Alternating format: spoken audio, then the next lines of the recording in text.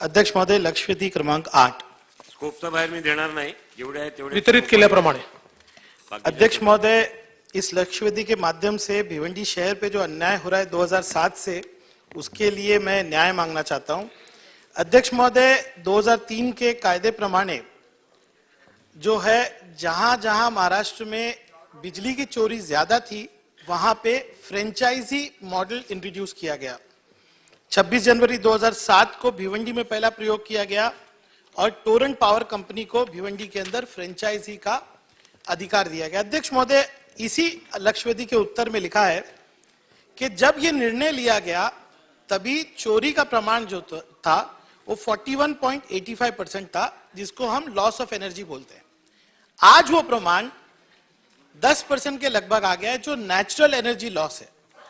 और मैं इस बात को फक्र के साथ आज कहना चाहूंगा कि जो इल्जाम 2007 में लगाया गया कि भिवंडी में चोरी होती है, आज सरकार ये मानती है कि जो कलेक्शन था भिवंडी का 68.20%, आज 99.98% भिवंडी के अंदर कलेक्शन है। तो आज अगर मैं ये बात कहूं कि पूरे महाराष्ट्र में भिवंडी शहर लॉस ऑफ एनर्जी और कलेक्शन के मामले में नंबर 1 है, तो मेरा हक बनता है कि मैं सरकार से न्याय मांगू। अध्यक्ष महोदय, 2007 में जब यह निर्णय लिया गया तो तब एमएससीबी के कुछ बकाए बिल भिवंडी में थे और उसका आंकड़ा सरकार ने दिया है कि जो प्रिंसिपल अमाउंट आज जो है वो 278 करोड़ है, जिसपे ब्याज और लेट फीस है 424 करोड़ की। 2007 से ये एमएससीबी का बकाया है और प्रलंबित है, जिसके लिए पब्लिक भी परेशान है और सरकार का पैसा भी नहीं आ रहा है। तो उस वक्त जब ये करार हुआ 2007 में, तो सरकार ने ऐसा करार किया कि जब एक व्यक्ति जो परमानेंटली डिस्कनेक्टेड कनेक्शन हो उसके लिए, लेकिन मैं आज न्याय परमानेंटली डिस्कनेक्टेड कनेक्शन और लाइव मीटर दोनों के लिए मांग रहा हूं। तो करार में यह लिखा था कि प्रिंसिपल अमाउंट और 50% इंटरेस्ट अमाउंट पे करो तो आपका बकाया माफ हो जाएगा। लेकिन मुमरा के अंदर जब करार किया गया, जो अभी हाल ही में किया गया, जो 14/12/2021 को किया गया, वहां पे क्या कहा गया है कि आपका प्रिंसिपल अमाउंट और 10% ब्याज, यानी भिवंडी को 50%, मुमरा को 10%। मैं तो चाहूंगा मुमरा के लिए भी वो माफ कर दिया जाए, यानी एक ही राज्य में 2 धोरण है। मैं मुमरा पे भी बात करूंगा, लेकिन मैं ये कह रहा हूं कि अगर समझिए 424 करोड़ रुपए का इंटरेस्ट अमाउंट है, 10% से अगर हम माने तो 42 करोड़ होता है। तो मैंने एक प्रस्ताव, सन्मान्य दादा तभी फाइनेंस मिनिस्टर थे, सन्मान्य अजीत दादा, तो 14/12/2021 को ये मीटिंग हुई। मैंने कहा कि आप एक योजना बनाइए, और ये आज 75वां अमृत महोत्सव मनाया जा रहा है। मैं देवेंद्र फडणवीस साहब से निवेदन करूंगा कि भिवंडी को एक अमृत योजना दीजिए आप। और ये अमृत योजना जो है उस वक्त डिस्कस की गई, तो दादा ने ये कहा कि प्रिंसिपल अमाउंट का इंस्टॉलमेंट कर दो ताकि 278 करोड़ सरकार का पैसा जो बकाया 2007 से है वो सरकार को मिल जाए, और जो इंटरेस्ट अमाउंट 10% के कैलकुलेशन से आता है, जो आज करीब करीब 42 करोड़ है, वो जनरल बजट से एमएससीएसएल को पे कर दिया जाए। इससे 2007 से जो प्रलंबित विषय है वो आज उसको न्याय मिल सकता है। तो मैं आज सरकार के सामने खड़ा हूं कि ये जो 3 ही जगह पे आपकी फ्रेंचाइजी है, आप कहते चोरी महाराष्ट्र में, मेरे पास महाराष्ट्र के हर जिले के चोरी के प्रश्न अध्यक्ष महोदय बोलने दीजिए। आज मेरे पास पूरे आंकड़े हैं। मैं किसी का ग्रास्पिंग आपको पता है, आप प्रश्न पूछिए, आपको जवाब मिलेगा। मैं ये कह रहा हूं कि मैं किसी शहर का नाम नहीं लूंगा कि नागपुर में कितनी चोरी है या किसी जगह पे कितनी चोरी है, लेकिन मैं कहूंगा कि सिर्फ 3 ही जगह पे फ्रेंचाइजी है, भिवंडी, मालेगांव, मुमरा। तो क्या सरकार जो योजना, अमृत योजना की जिसकी मैं बात कर रहा हूं, क्या सरकार जो इंटरेस्ट अमाउंट है वो जनरल बजट से पे करके इंस्टॉलमेंट, पीडी केसेस और लाइव मीटर, यानी परमानेंटली डिस्कनेक्टेड मीटर, और दूसरा जो है लाइव मीटर है, सबके लिए न्याय देते हुए एक स्कीम भिवंडी और अन्य, मैं मुमरा के लिए भी कहूंगा, मालेगांव के लिए भी कहूंगा, वहां के लिए भी लाएगी क्या? ये मेरा पहला प्रश्न है। दूसरा, अध्यक्ष महोदय, आपने भिवंडी को एक टोरेंट पावर कंपनी दे दी, हम ईमानदारी से पैसा भर रहे हैं, लेकिन अध्यक्ष महोदय फेक विजिलेंस केसेस करके लोगों को इतना परेशान किया जा रहा है अध्यक्ष महोदय, और कोई ओम्बड्समैन नहीं। आपको टोरेंट के खिलाफ कंप्लेन करना है, कहां जाएंगे आप? थाना के अंदर, आप कंज्यूमर फोरम पे जाएंगे। क्या आप फ्रेंचाइजीज के लिए एक ओम्बड्समैन यानी इस तकरार को सुनने के लिए भिवंडी शहर के अंदर ही कोई ऐसी व्यवस्था करेंगे क्या? दूसरा अध्यक्ष महोदय, टोरेंट पावर कंपनी आज उसको बहुत सारा इन्वेस्टमेंट करना था अपग्रेडेशन में, कुछ नहीं करती, लेकिन सरकार में कोई टोरेंट के खिलाफ सुनने को तैयार ही नहीं है। आज भिवंडी शहर के 285 करोड़ जो है प्रॉपर्टी टैक्स के टोरेंट के बाकी है, कोई सुनने को तैयार नहीं।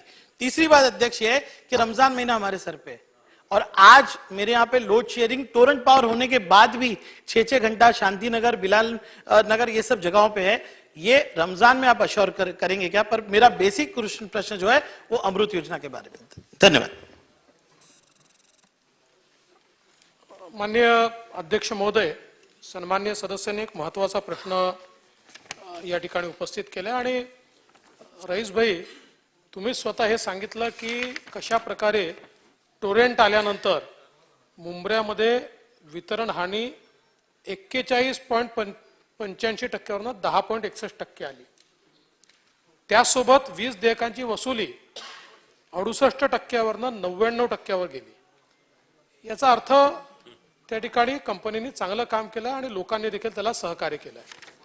आता तुमचा पहिला प्रश्न हा आहे की जे पीडी आहेत, परमनंट डिस्कनेक्टेड आहेत आणि जे लाईव्ह आहेत, यांच्याकरता योजना तयार करावी। परमनंट डिस्कनेक्टेड करता योजना आपण निश्चित तयार करू। बघा, जनरल बजेट मधनं देणं हे कठीण आहे, पण काही ना काही मार्ग काढून पीडी करता आपण योजना हे करू। पीडीची आणि लाईव्हची योजना वेगवेगळी असायला पाहिजे। बघा, जे 5 वर्षापासून 7 वर्षापासून पीडी आहेत, याचा अर्थ ते पीडित आहेत, कारण कोणी एवढे दिवस आपलं परमनंट डिस्कनेक्शन ठेवत नाही। लाईव्हला जर आपण योजना द्यायला लागलो तर उद्या कोणी पैसे भरणार नाही, आणि म्हणून दोन्हीच्या योजना या वेगवेगळ्या आपल्याला कराव्या लागतील।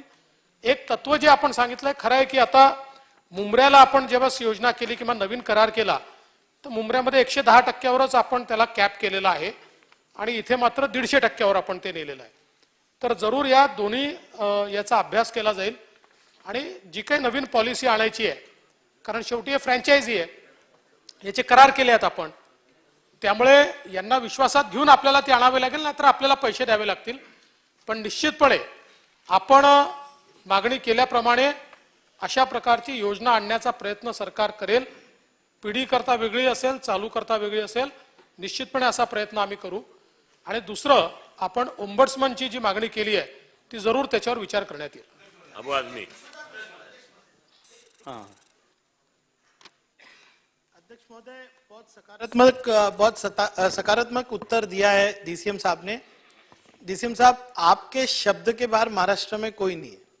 अगर आप टोरेंट को बुलाएंगे और उनसे ये चेंजेस करने बोलेंगे तो डेफिनेटली होगा, लेकिन मेरा एक ही कहना है कि पीडी पे आपने कहा कि पीड़ित लोग हैं। देखिए, बहुत सारे वाया मीडिया होते हैं जिससे लोगों ने मीटर लगा लिए। पीडी और लाइव मीटर पे प्लीज फर्क मत कीजिए, और योजना लाइए तो दोनों के लिए लाइए। धन्यवाद। पूरे महाराष्ट्र को लागू होते हैं फिर वो।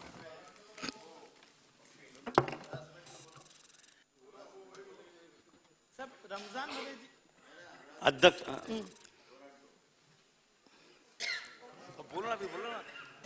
अध्यक्ष महोदय, टोरेंट पावर की जो दादागिरी भिवंडी में चल रही है और हरासमेंट हो रहा है, और रमजान में जो लोड शेडिंग नहीं होना चाहिए, ये दो विषय पे भी उत्तर दे सन्मान्य।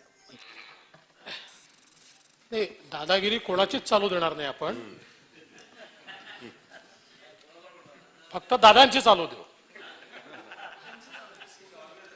त्यामुळे कोणावरही जर कुठे जबरदस्ती होत असेल तर त्याच्यावर निश्चित कारवाई केली जाईल, आणि रमजानच्या संदर्भात आपण सांगितलं, जरूर त्या संदर्भातले निर्देश आपण देऊ। चला अबू आदमी।